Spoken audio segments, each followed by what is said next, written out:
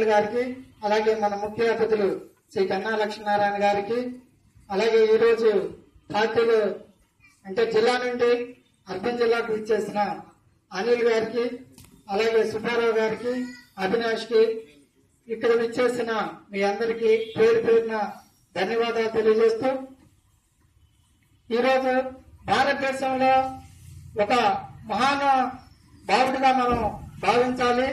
ఎందుకంటే స్వామి వివేకానందతో పోల్చుకునే మహానుభావుడు మన దేశ ప్రధాని శ్రీ నరేంద్ర మోడీ గారని గర్వంగా చెప్పుకోవాలి.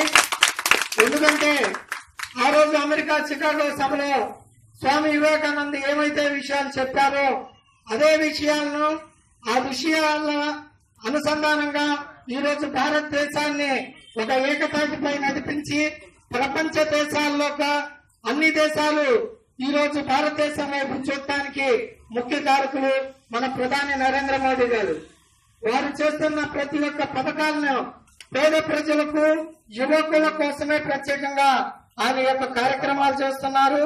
అందులో భాగంగా ఈ రోజు మనం యువతని ఎక్కువ ప్రాధాన్యత ఇవ్వడం కోసం స్కిల్ ఇండియా డెవలప్మెంట్ అని ప్రతి పేదవాడు చదువుకునేవాడు కావాలి, తెలివి గలవాడు కావాలి.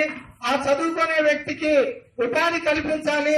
ఆ ఉపాధి కల్పన కోసం స్కిల్ ఇండియా డెవలప్మెంట్ చేయాలన్న ఉద్దేశంతో యువత కోసం